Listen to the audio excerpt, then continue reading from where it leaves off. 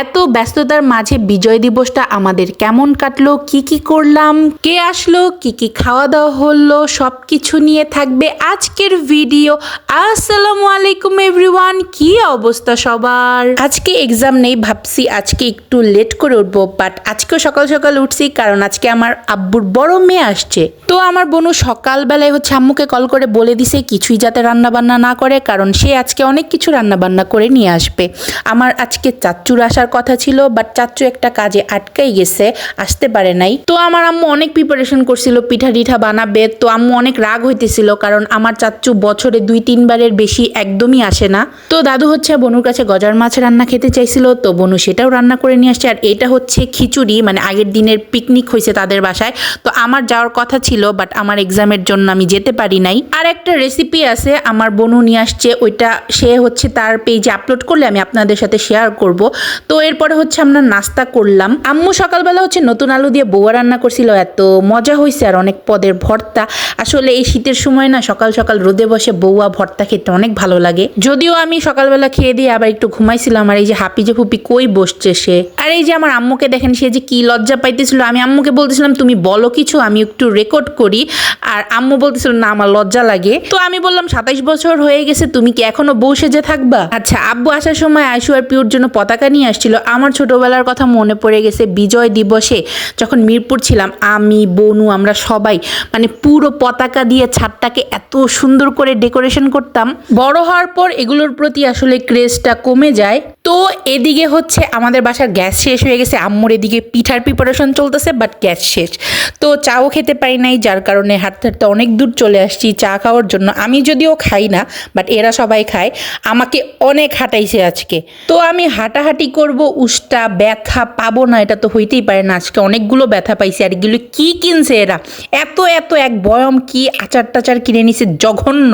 তো এরপর বাসায় চলে আসছি, বাসায় এসে খাওয়া দাওয়া করলাম সবাই। আর এদিকে এটা মনে হয় মহিষের মাংস ছিল, না না এটা মহিষের মাংস না, বাট গরুর মাংসই। কিন্তু আমার বোনও এটাকে ম্যাডাম গরু বলতেছিল, আমরা এটা নিয়ে অনেক হাসাহাসি করতেছিলাম। বাট সবকিছুই অনেক মজা হয়েছে। আর আমার বোন এতগুলি করে রান্না করে নিয়ে আসছে, আমরা পরের দিনও ওইগুলি গরম করে খাইছি। তো আমাকে জিজ্ঞেস করছিল মোরগ পোলাও নাকি বিরিয়ানি কি নিয়ে আসবো। সো আমি মোরগ পোলাও বলছিলাম, কারণ বিরিয়ানিটা আসলে আমার সহ্য হয় না যেটা। আচ্ছা, এতদিন তো মাওয়ার মানুষ কম ছিল, এখন আমার এলাকার প্রত্যেকটা মানুষ জিজ্ঞেস করে আসলে শিমুটাকে, মানে আমার ভিডিওতে এতবার শিমুকে দেখে, সো শিমুটাকে। আর আমার বোনও এখন যেহেতু শিমু ছাড়া আর কেউ নাই তার হাতের কাছে, সো সে সব জায়গায় গেলে দেখা যায় শিমুকেই নিয়ে যায়, আর আমরা তো আছি। তো আমার চাচ্চুকে অনেক মিস করতেছিলাম। সে যতই বলুক পরে অন্য সময় আসবে, বাট আমি জানি সে রোজা ছাড়া আর আসবে না। আচ্ছা, এই রেসিপিটা ছিল গেম চেঞ্জার। এইটার ভিডিও আমি শেয়ার করব। মানে হাইস্ট 3 বার তৃপ্তি করে খাওয়া যায়, 4 বারের বেলায় মানে মুখ থেকে পেট পর্যন্ত জ্বলবে, এত এত ঝাল।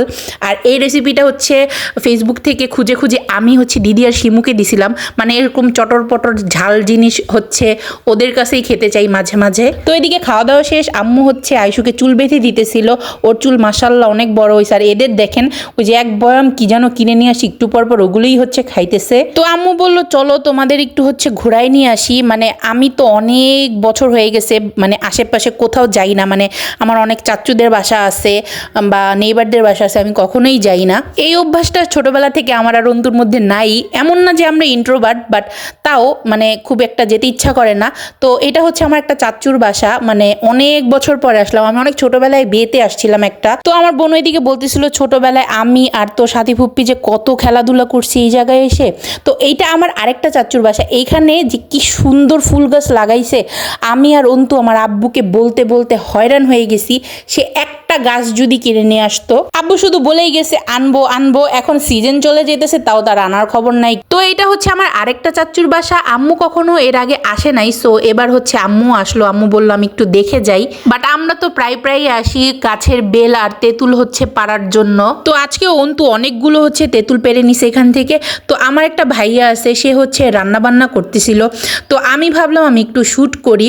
আর এই যে একটু পরপর একটা করে বেল গাছ থেকে পড়তেই থাকে। তো আমার এই ভাইয়াটা গরু মাংস রান্না করতেছিল একটু ডিফারেন্ট ওয়েতে। আই উইশ যদি আমি পুরোটা কভার করতে পারতাম, বাট আমি লাস্ট পর্যন্ত আসলে শ্যুট করতে পারি নাই। আর আব্বু লেট করে চলে আসছে, যার কারণে আব্বু হয়তো ক্লিপ নিতে পারে না, আমি বলে রাখছিলাম আব্বুকে। বাট এটা দেখতে অনেক সুন্দর হয়েছে, আর আব্বু বলছে এটা টেস্ট অনেক ভালো হয়েছে, যেহেতু আব্বু রাতে ওই বাসায় খাওয়া দাওয়া করছে। তো এইগুলোই হচ্ছে আমরা পেরেছিলাম। আর এই তো এখন হচ্ছে বাসায় চলে যাব। আম্মু হচ্ছে পিঠা বানাবে, আমার ভাইয়া আসবে, সো ভাইয়ার জন্য হচ্ছে আম্মু পিঠা বানাবে। তো পরে আর ভাইয়া আসতে পারে না, একটা কাজে হচ্ছে আটকে গেছিল। তো আম্মু এদিকে পিঠা বানাইতেছিল, এত সুন্দর হইতেছিল। আমার আম্মুর পাটিসাপটাটা অনেক সুন্দর হয়, বাট সত্যি কথা বলতে আমার মামির হাতের পাটিসাপটাটা আমার বেশি পছন্দ। ওই মামির হাতের খিরসাটাই অন্যরকম হয়। তো আমরা সবাই গরম গরম পিঠা খেলাম, আর আমাদের হচ্ছে পাটিসাপটা গরম গরমই ভালো লাগে। তো এবার হচ্ছে বোনরা চলে যাবে। আলহামদুলিল্লাহ আজকের দিনটা অনেক ভালো কাটছে, অনেক মজা করলাম, অনেক ঘোরাঘুরি করলাম। তো এই ছিল আমার আজকের ভিডিও।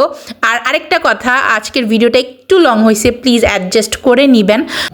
তো আজকের মতো এখানে এন্ড করছি। নেক্সট ভিডিওর জন্য টিল দেন টেক কেয়ার, আল্লাহ হাফেজ।